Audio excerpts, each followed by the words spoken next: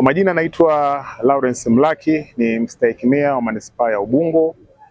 Leo tulikuwa tuko kwenye ziara ya kukabidhi viti na meza kwenye shule zetu za halmashauri ya manispaa ya Ubungo, na hizi ni shule za sekondari sana, na zoezi hili tulilianza toka mwezi wa kwanza na tulifanikiwa kukabidhi viti na meza 1580 na niseme tu kwamba kwa mwaka wa fedha wa 2025 kwenda 2026 halmashauri ilitenga fedha kwa ajili ya kutengeneza viti na meza, na tumetengeneza viti na meza kama 6300 na hadi sasa hivi tutakuwa tumegawa viti na meza 2000 karibu na hapo. Lengo letu ni kwamba tunataka kila mtoto aweze kukaa kwenye kiti chake na meza, na ni maono ya Mheshimiwa Rais sana kwamba kila mwanafunzi aweze kukaa sehemu nzuri na aweze kusoma kwenye mazingira mazuri.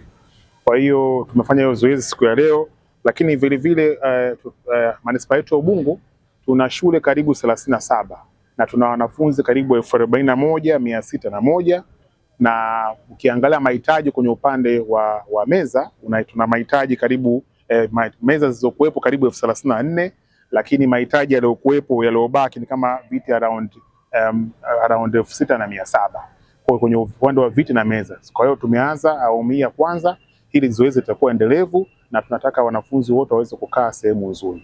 Ajenda ya viti na meza tumeibeba kama halmashauri na tunategemea kwamba kila mwanafunzi atengenezwe mazingira mazuri ili akati anapoweza kusoma aweze kufaulu vizuri sana.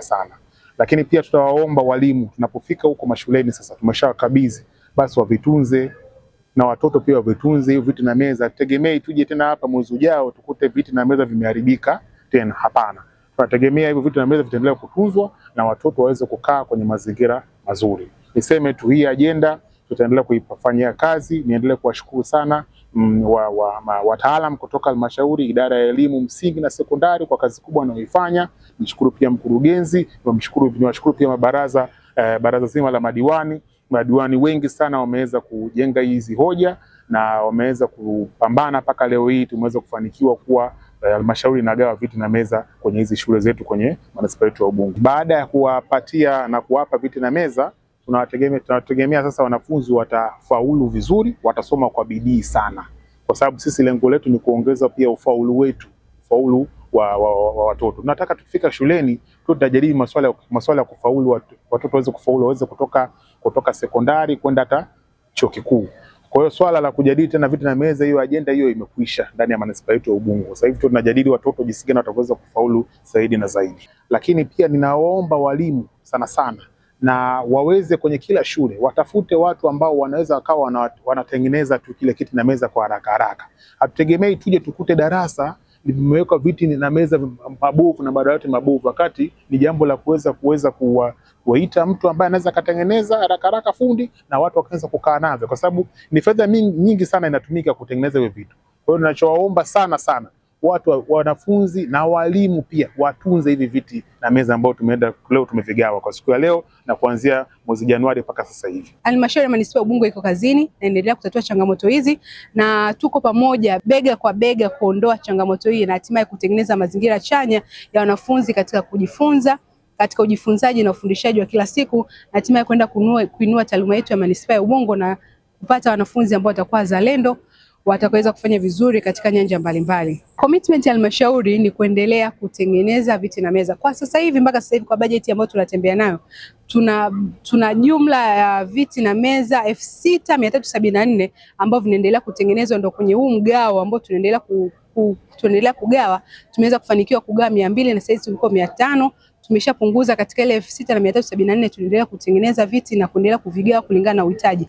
Lengo la halmashauri ni kuendelea kupunguza ili tatizo likaondokana kabisa, ili tuweze kuhamia kwenye tatizo lingine au kuendelea kuhamia kwenye changamoto nyingine ya kuendelea kutatua mazingira rafiki ya kumwezesha mwanafunzi katika kusoma na katika kujifunzia. Majina anaitwa Swadakati Abdalla Shedangio, mwananchi wa kata hii ya Makuburi. Kwa sasa uongezeko wa madawati tunatarajia kwamba ufaulu utakuwa mzuri na wanafunzi watapata hamasa ya kwenda shule, kwani baadaye labda alikuwa anajivuta kwamba kwa nini niende shule asubuhi nikifika nakaa kwenye tofali au na banana kwenye dawati na mjie uchovu.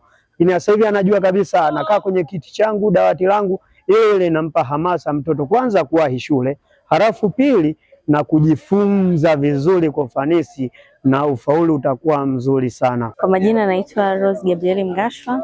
Kupitia zoezi hili la ugawaji wa madawati lililofanyika na mstahiki meya kupitia halmashauri, matarajio yetu ni makubwa kutoka kwangu pamoja na shule hii ni taaluma kuongezeka katika nyanja za ufaulu.